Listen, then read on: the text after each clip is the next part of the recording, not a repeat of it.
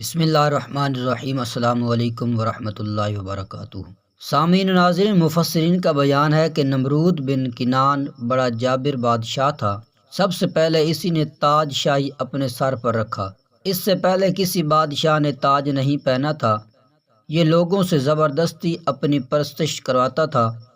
کاہن اور نجومی اس کے دربار میں بکثرت اس کے مقرب تھے۔ نمرود نے ایک رات یہ خواب دیکھا کہ ایک ستارہ نکلا اور اس کی روشنی میں چاند، سورج وغیرہ سارے ستارے بے نور ہو کر رہ گئے۔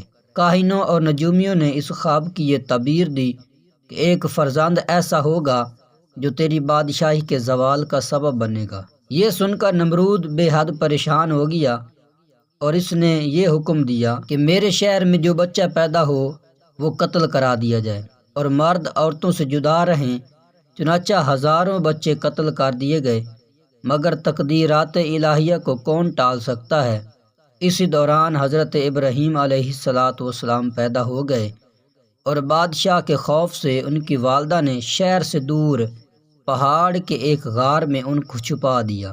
اسی غار میں چھپ کر ان کی والدہ روزانہ دودھ پلایا کرتی تھی۔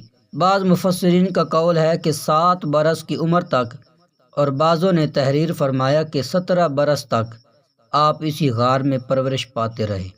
واللہ تعالی عالم۔ اس زمانے میں عام طور پر لوگ ستاروں کی پوجا کیا کرتے تھے۔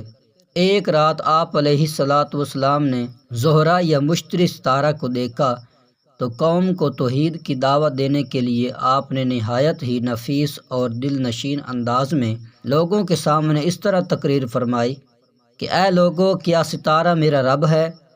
پھر جب وہ ستارہ ڈوب گیا تو آپ نے فرمایا کہ ڈوب جانے والوں سے میں محبت نہیں رکھتا۔ پھر اس کے بعد جب چمکتا چاند نکلا تو آپ نے فرمایا کہ کیا یہ میرا رب ہے؟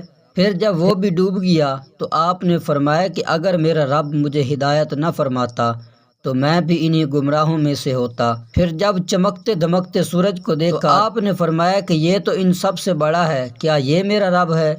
پھر جب یہ بھی غروب ہو گیا تو آپ نے فرمایا کہ اے میری قوم، میں ان تمام چیزوں سے بیزار ہوں جن کو تم لوگ خدا کا شریک ٹھہراتے ہو، اور میں نے اپنی ہستی کو اس ذات کی طرف متوجہ کیا ہے جس نے آسمانوں اور زمینوں کو پیدا فرمایا۔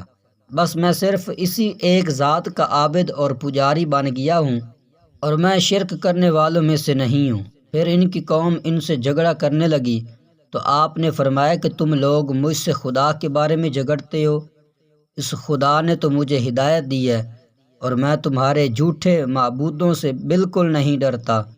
سن لو، بغیر میرے رب کے حکم کے تم لوگ اور تمہارے دیوتا میرا کچھ نہیں بگاڑ سکتے۔ میرا رب ہر چیز کو جانتا ہے، کیا تم لوگ میری نصیحت کو نہیں مانو گے؟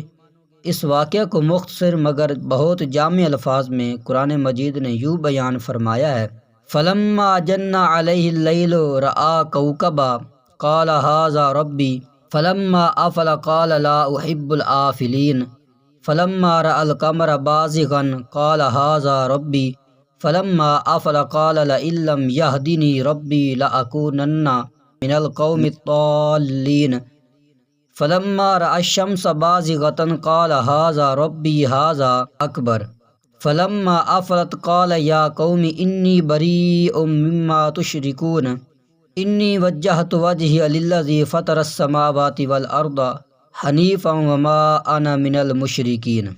ترجمہ کنز الایمان۔ پھر جب ان پر رات کا اندھیرا آیا، ایک تارا دیکھا، بولے اسے میرا رب ٹھہراتے ہو؟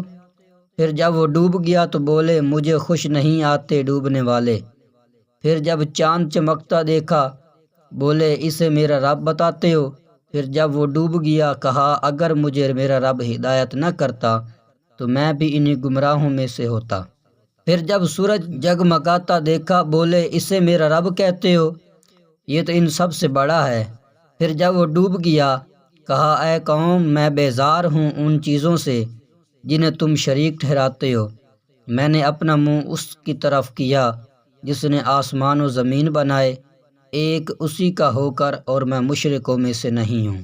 سامعین ناظرین، اس واقعے سے جو ہمیں درس ملتا ہے اس پہ غور کیجئے کہ کتنا دلکش طرز بیان اور کس قدر مؤثر طریقہ استدلال ہے کہ نہ کوئی سخت کلامی ہے، نہ کسی کے دل آزاری، نہ کسی کے جذبات کو ٹھیس لگا کر اس کو غصہ دلانا ہے، بس اپنے مقصد کو نہایت ہی حسین، پیرایا اور خوبصورت انداز میں منکرین کے سامنے دلیل کے ساتھ پیش کر دینا ہے۔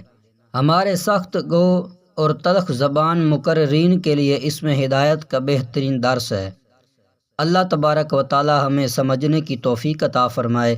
آمین بجاہ النبی الامین صلی اللہ تعالی علیہ وآلہ وسلم۔